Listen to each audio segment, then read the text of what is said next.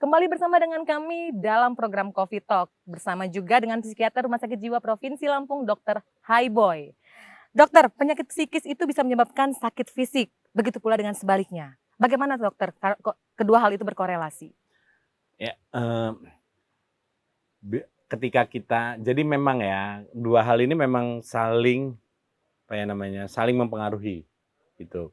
Ketika fisik kita lemah, seperti misalnya kita kurang tidur, Iya, kemampuan kita untuk melakukan coping, melakukan adaptasi terhadap masalah, mengatasi masalah, itu menjadi terganggu. iya. Karena ya bayangkan aja otak seperti mesin yang memang membutuhkan istirahat, membutuhkan waktu untuk didiamkan dulu, agar nantinya bisa maksimal lagi kerjanya. Ketika kita kelelahan, ketika kita terlalu capai, akhirnya otak kita mungkin tidak mampu melakukan fungsinya secara maksimal. Sehingga akhirnya kemampuan kita untuk berpikir secara sistematis, kemampuan kita untuk memecahkan masalah yang tadinya biasa saja ketika segar, ketika capek atau ketika lelah itu tidak bisa terjadi. Nah, begitu juga ketika kita mengalami banyak masalah. Banyak masalah kita akhirnya mengalami stres, kita mendapati banyak beban pikiran, kita akhirnya memperoleh stresor.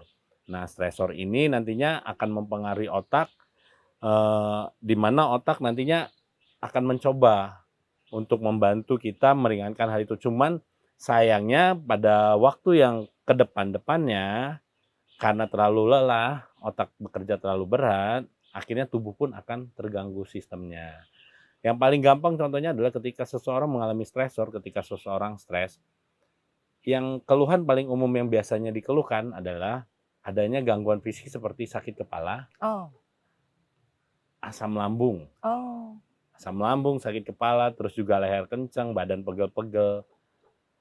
Biasanya seperti itu. Paling umum ditemui keluhan-keluhan yang berlangsung akibat adanya masalah dalam pikiran, dalam psikologisnya, mentalnya. Keluhan-keluhan yang banyak ditemui adalah yang seperti itu.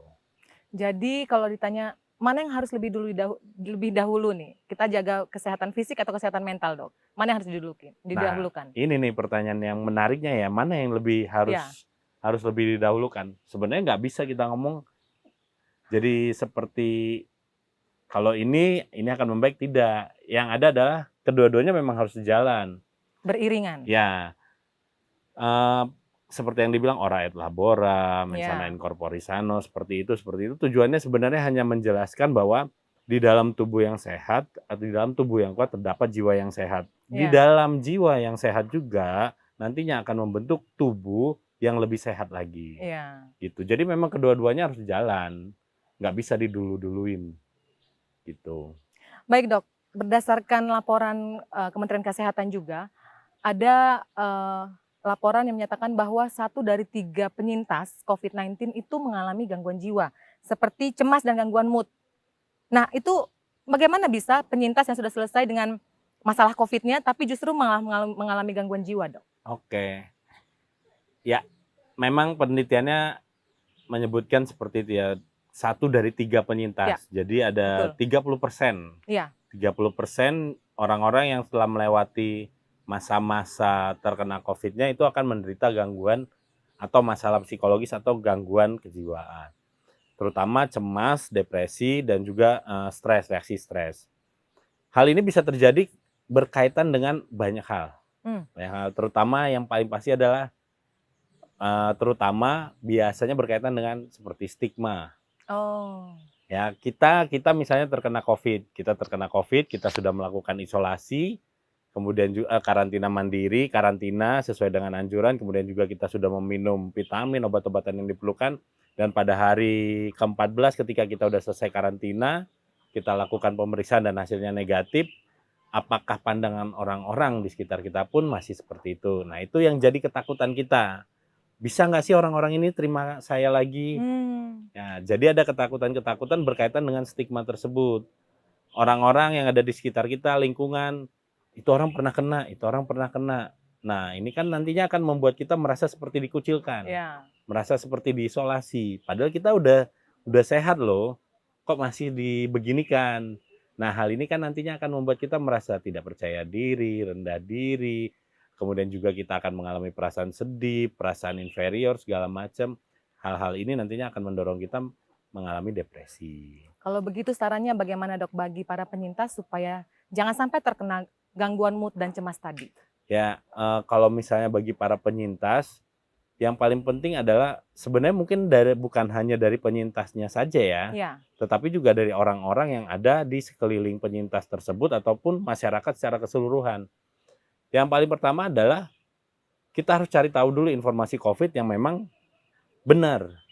Bukan hanya semua berita jadinya diterima, kemudian juga diterima, diyakini. Tidak, dicari tahu dulu dari sumber yang benar-benar terpercaya. media mainstream ya dokter, biar Yo, lebih aman. iya benar, media mainstream. Kalau memang mau lagi kita bisa ke Kemenkes Ya betul.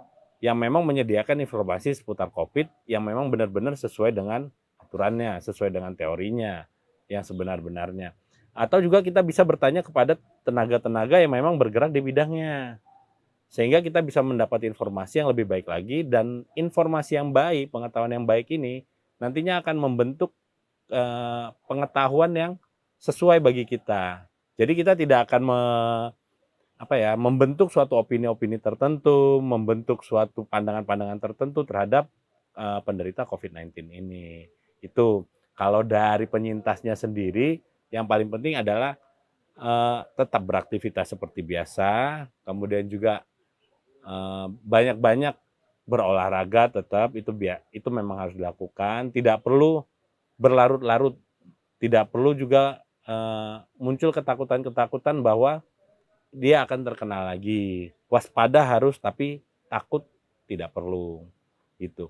Yang paling penting bagi itu adalah tetap rileks, beraktivitas seperti biasa, makan biasa, berolahraga teratur, tidak perlu ada yang dirubah dalam kehidupan sehari-harinya. Itu bagi para penyintas. Jika untuk lansia secara khusus Dok, lansia kan punya kerentanan juga ya Dok Ya, selama betul. pandemi yang berkepanjangan ini. Secara fisik mereka jelas lebih rentan. Bagaimana secara mental Dok? Lansia secara mental akan lebih mudah mengalami gangguan kejiwaan atau masalah kejiwaan selama pandemi COVID-19 jika support sistemnya tidak mendukung sebagaimana mestinya. Dalam kalau kita membahas berkaitan dengan lansia, kita membahas berkaitan dengan orang-orang yang sudah lanjut usianya, yang paling penting mengenai hal ini adalah caregiver-nya, support sistemnya. Selama mereka bisa berinteraksi dengan baik, mereka mendapat dukungan yang tepat, cukup, ada kehangatan yang cukup, hal ini nantinya akan mengurangi kemungkinan timbulnya masalah-masalah kejiwaan pada lansia. Tentunya bukan hanya lansia, kemanapun juga seperti itu. Tapi kalau kita membahas tentang lansia, lansianya sendiri memang ada kesulitan berkaitan dengan faktor usianya. Jadi jika support sistemnya berjalan dengan baik, support sistemnya tetap memberikan kehangatan yang diperlukan, kemungkinan untuk terjadinya gangguan mental pada lansia itu tidak terlalu tinggi. Baik, support system adalah kuncinya ya, Ya, betul. untuk kalangan lansia. Betul. Baik, terima kasih. Kita kembali harus jeda sejenak, dokter. Pemirsa Metro TV Lampung, kembali kami harus jeda sejenak. Jangan kemana-mana, kami akan segera kembali.